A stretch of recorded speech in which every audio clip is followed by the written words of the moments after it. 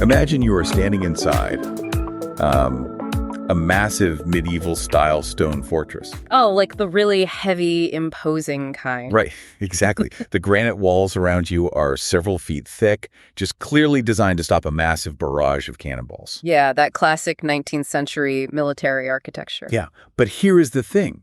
The room you are standing in, it wasn't filled with soldiers covered in soot and gunpowder. Okay. Instead, it was actually filled with mid-20th century scientists, like guys in white shirts and ties, huddled over blueprints, designing top-secret nuclear submarines for the Cold War. It is such a jarring mental image, isn't it? It's wild. So today, for this deep dive, we are looking at an April 2026 travel dispatch by a writer named Louis.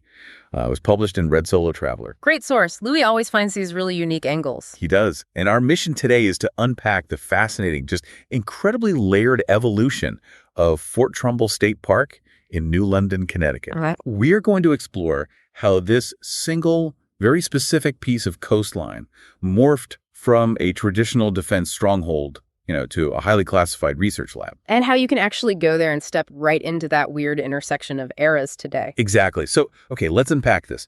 Why did a single plot of dirt require so many massive historical makeovers? Well, to really grasp that, we kind of have to look at the map. We need to understand the permanent value of this specific geography. Right, because they didn't just pick a pretty spot randomly. No, not at all. Fort Trumbull, which was officially established in 1809, was built right at the mouth of the Thames River.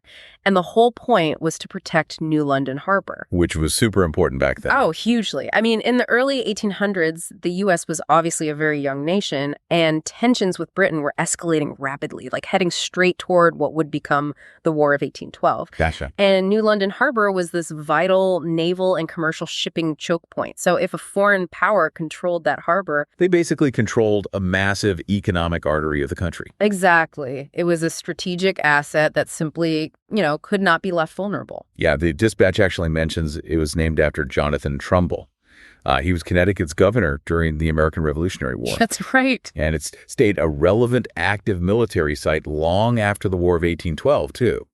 Like, during the Civil War, Fort Trumbull was a critical training ground for Union soldiers. And a major base for coastal defense, yeah. But here is the wild twist that I just found so surprising when reading this. If you visit the park today and you look at this imposing stone fortress, you naturally assume, oh, I am looking at the original 1809 fort. Right, because it looks so old. Yeah, but you aren't. Yeah. The structure visitors walk through today, it was actually built in 1852. Yeah, it's actually the third iteration of the fort. Which is crazy. Yeah. So what does this all mean? If they built it in 1809, why did they have to completely tear it down and rebuild it to a third version by 1852? Was military tech really changing that fast? It's a great question because, people tend to think of stone fortresses as these permanent, unchanging monuments that just stand for centuries. Stone is stone. But the reality of 19th century military architecture was actually incredibly dynamic. It was driven by this relentless arms race, basically, between the offensive capabilities of naval warships and the defensive capabilities of coastal forts. Okay, wait, I need to stop you there. Yeah. Because I am struggling to understand why they had to completely tear it down 3 separate times in just a few decades. It seems extreme, yeah.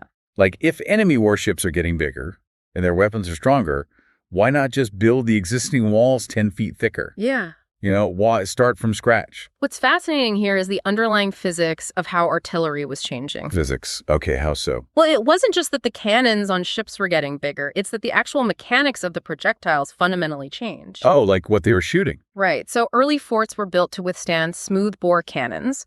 A smoothbore cannon fires a round iron ball. Right. It's a classic cannonball. Exactly. And when a round cannonball hits a thick masonry wall, it basically acts like a giant sledgehammer. It shatters, it dents the stone, sure, but thick, flat walls can generally absorb that blunt force kinetic energy. So you just build a thick, flat wall and the cannonballs bounce off. Simple enough. Simple enough. But by the mid-19th century, naval ships began using rifled artillery. Rifled, like a rifle barrel. Yes. Rifling means the barrel of the cannon has spiral grooves inside it, which skins the projectile.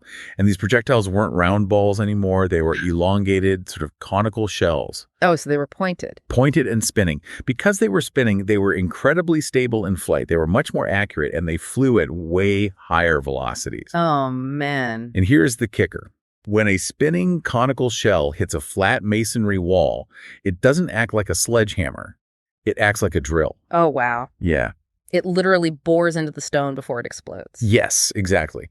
So adding 10 feet of stone to a vertical, flat wall doesn't stop a drill. It just gives it more room to dig into. Right. It just gives the drill more material to embed into before it detonates, which actually causes the wall to shatter from the inside out. That is terrifying. So to adapt to this evolving military technology, the engineers couldn't just patch up the old walls. They required entirely new architectural fortifications. Ah, that makes sense now. Yeah, the 1852 structure you see today was a massive, highly sophisticated engineering undertaking. They used different angles, different masonry techniques, and a completely different structural profile. Basically designed specifically to deflect these cutting-edge armor-piercing weapons of that era. Exactly. You know, I was thinking about it like a smartphone getting constant hardware upgrades. Oh, that's a good way to put it. Yeah, like you buy the new phone, but 2 years later, the tech is obsolete. The new software requires a completely new motherboard just to function, so you just have to throw the whole device out and start over. Yeah, to use your analogy, the software update here was rifled artillery. And the old hardware of the 1809 fort simply couldn't run it, so they had to scrap it for the 1852 model. Which, incredibly, became totally obsolete a few decades later anyway. Yeah, it really did. The source notes the fort was officially decommissioned in 1889 because military tech just kept accelerating. It never stops. Right. But here's where it gets really interesting to me. If a story ends with a fort being decommissioned in 1889, because its walls can no longer stop modern high-explosive shells, you would assume the site just becomes a dusty, forgotten relic. Just a pile of rocks. Exactly. But the narrative completely shifts in the 20th century. The military didn't abandon the site at all. They found a highly classified second life for it during the Cold War. And arguably, its second life is even more critical to global history than its first. Really? Yeah, I mean, the site totally transformed from a static defensive position into this dynamic research and development hub. Yeah, if you go to the current visitor center at the park, the entire third floor is dedicated to this era. Fort Trumbull became a laboratory for underwater technology and naval strategy. It was huge for the Navy. Scientists and military personnel worked here on advanced submarine designs to enhance U.S. naval capabilities during the really intense geopolitical tension between the U.S. and the Soviet Union. Right. The stakes were incredibly high. But I keep getting stuck on the sheer visual absurdity of this. How so? Well, just imagine thick 1852 stone walls meant to hold cannons, suddenly filled with Cold War scientists working on nuclear submarines. It is a bit of a culture clash. It is like putting a Silicon Valley tech startup inside a medieval castle. How did they bridge that gap? Why put a high-tech lab in an 1852 masonry fort? If we connect this to the bigger picture, it actually tells us something profound about how spaces can be repurposed for completely unexpected benefits. Okay, what kind of benefits? Well, think about submarine warfare during the Cold War. It was primarily a game of acoustics. It was all about sonar. Right. Hearing them before they hear you. Exactly. It was about making your submarines completely silent while at the same time developing technology sensitive enough to hear Soviet submarines hundreds of miles away. So they were basically doing intense audio engineering. Yes. And if you are testing highly sensitive sonar equipment or trying to measure the exact acoustic signature of a new piece of naval machinery, what kind of environment do you need? I guess you needed to be really quiet. You need an environment totally isolated from outside noise. And the multi-foot thick, solid granite walls of a 19th century fortress happen to be incredibly dense. Oh. They make a fantastic, highly secure acoustic isolation chamber. Wow, I didn't even think of that. That is brilliant. Right. And furthermore, when dealing with top secret Cold War research, a fortress with heavily restricted access points like a building built specifically to keep unauthorized people out is incredibly useful. That makes perfect sense. The heavy stone walls went from keeping out cannonballs to keeping out sound waves and spies. Yeah. And, the physical landscape at the mouth of the Thames River didn't change either. The strategic value of the geography remained a constant. Right, because of the water. Exactly.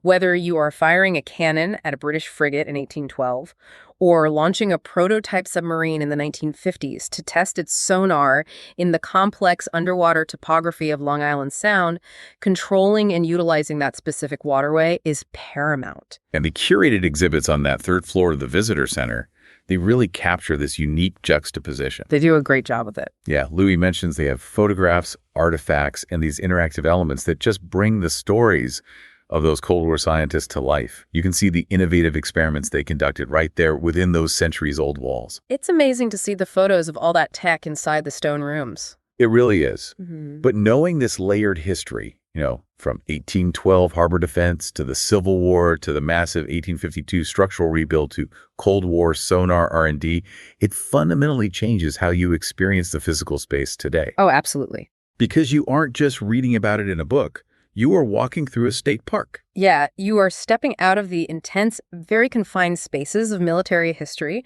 and right into an incredibly open, serene environment.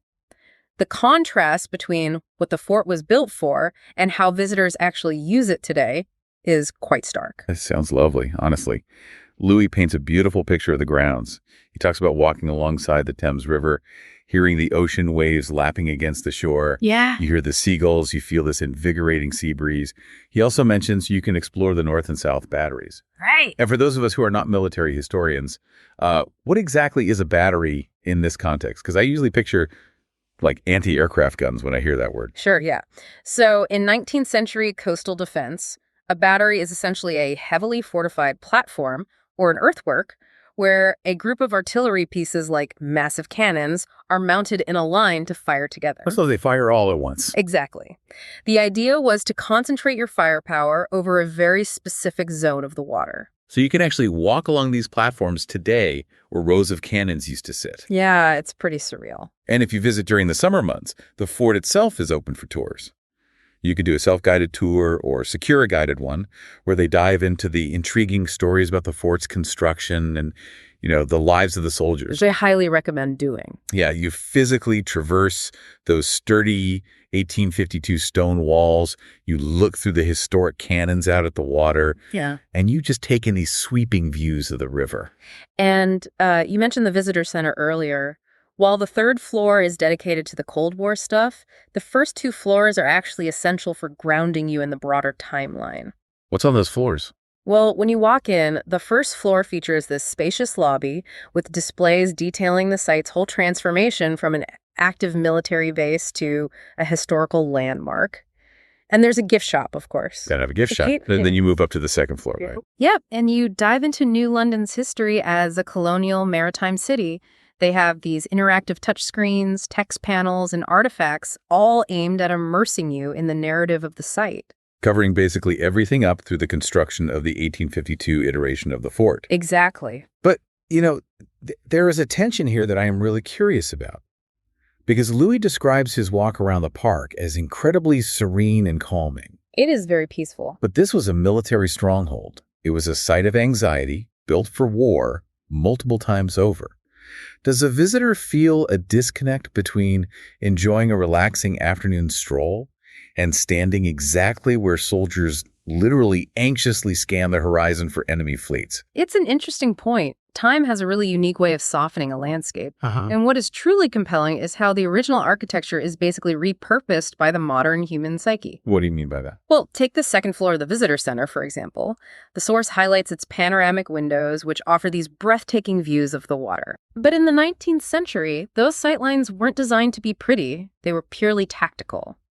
They were designed to provide an unobstructed field of vision to monitor naval activities. So you were looking out that window, actively hoping you didn't see a British warship on the horizon. Exactly.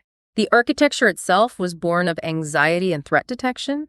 But today, a visitor looks out those exact same panoramic windows to peacefully admire the landscape. Wow. The physical geometry of the building hasn't changed at all. The sightlines haven't changed. But the emotional resonance of that view has inverted entirely, from one of fear to one of leisure. That is an amazing way to look at it. The threat is gone, but the sweeping view remains. Precisely. But Fort Trumbull State Park isn't just a static museum where you go to look at old stones and gaze out of windows. The same geographical choke point that made it a military hotspot, it makes it a thriving ecological and recreational high spot today. Yes. This is where we see the transition from a site of human conflict to an incredibly active living ecosystem. Because one of the biggest draws to the park today has absolutely nothing to do with cannons or history or submarines. It is the fishing pier. It's a huge deal for local anglers. Yeah, Louis mentions this in the dispatch. Yeah. And this is not just some rickety wooden dock stretching out into the mud. Oh, not at all. No, this is a massive 24-hour access pier. It boasts bright lighting, individual pole holders for your fishing rods, year-round restrooms, and get this, fresh running water right on the pier. It's a great setup. When I read that, I thought, that sounds like the VIP lounge of fishing. It is luxurious. But it makes me wonder, why go through the trouble of building such a high-end fishing infrastructure right here? Like, why is this specific spot so biologically active? This raises an important question about how human geography and natural biology actually intersect. Think back to the origin of the fort. Why did they build it right here? Well, because this specific spot is the mouth of the Thames River, where it empties into Long Island Sound. Right, it's the natural funnel for ships. But it is also an estuarine geography. An estuary. Yeah, an estuary is simply where the fresh water of a river meets the salt water of the sea. Okay. The Thames River flows downstream, carrying a massive amount of organic nutrients from inland. When that river water hits the tidal push from the salty Long Island Sound, it creates this turbulent mixing zone. Like a whirlpool kind of thing. Kind of, yeah. That underwater churn kicks up microorganisms, which basically creates a massive, nutrient-rich feeding ground. So it is basically a natural underwater buffet line. That's a perfect way to describe it.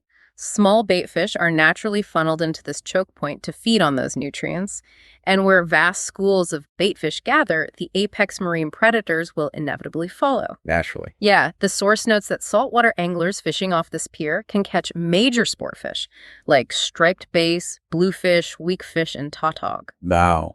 These massive game fish are essentially running the exact same geographical gauntlet that merchant ships and enemy navies navigated centuries ago. That is incredible. The military has entirely packed up and left, but the marine food web is still running the exact same strategic routes. The geography dictates the action, whether it is humans or fish.